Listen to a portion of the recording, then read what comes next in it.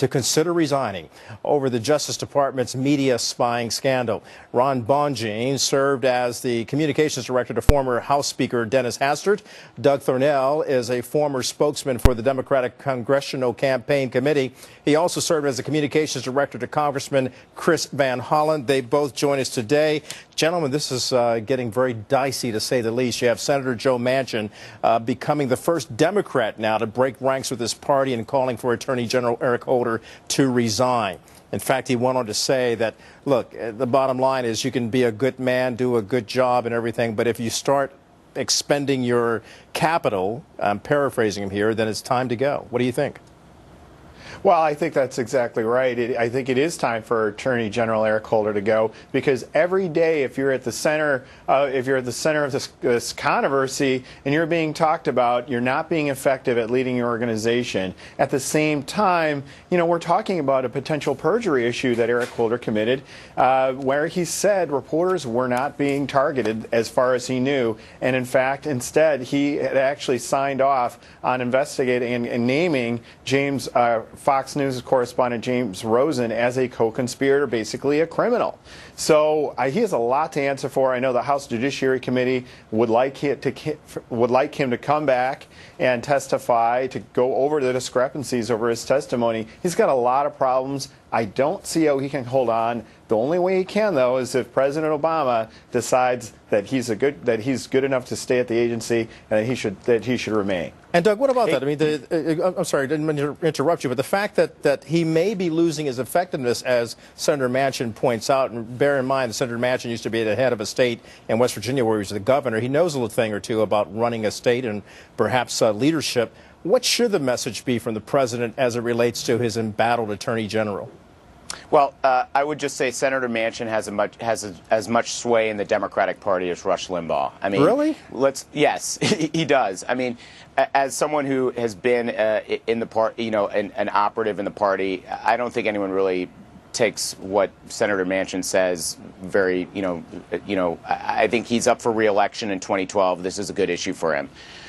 The bigger point, though, is whether or not Eric Holder has become too big of a distraction and ineffective in his job. I think he's doing a very good job. I think whether or not he's becoming a distraction or not is still an open question. And I think on that point, it is important for the president to look at the issue and determine whether or not, someone new could be a fresh voice on the issue. I think largely, though, Eric Holder's done a very good job as Attorney General. He's put away a lot of terrorists. He's enforced the laws on civil rights and voting rights. I think a lot of that has to do with one of the reasons why Republicans are after him. But, has he become a bigger distraction? That's an open question, and I think it's certainly the president needs to consider that. Sure, and that's the bigger point. But, gentlemen, let me ask you both. Holder himself says he questions his work almost on a daily basis. And personally, all of us do that. We should. He acknowledges, however, that he does not always do a perfect job. For that matter, all of us don't always get it right. But he is the Attorney General, so it goes without being said, and to whom much is given, much is required.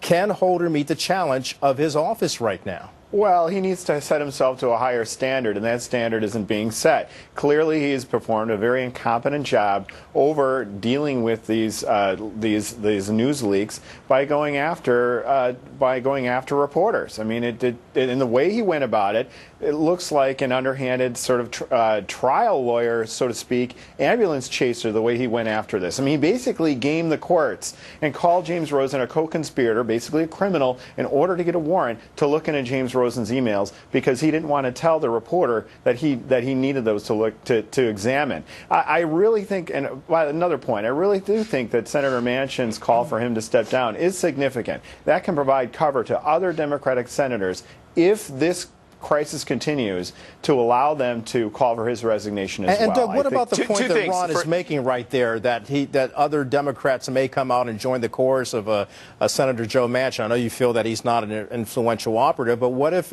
other Democrats start coming out and turning? Well, because I don't think Senator Manchin speaks for the Democratic Party. He never has. I mean, this guy is up for re-election in 2012. It's a good issue for him to go after Eric Holder. Okay, you mentioned that, so let me get to another specific point before I let you guys go. Right, and so let me just say to one thing about Ron's point.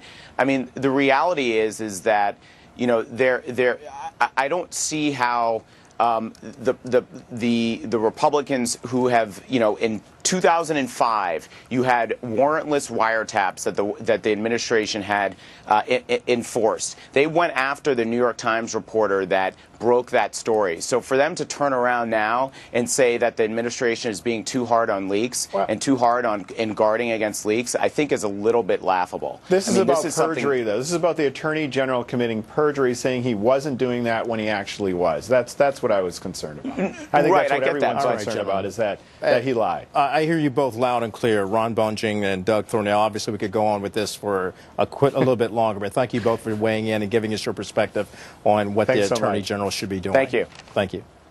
Kelly, thanks so much. After a victory in court, the family of 10-year-old Sarah fighting the clock in the search for a new lung for their little girl. We're going to hear from her parents in an exclusive interview with Fox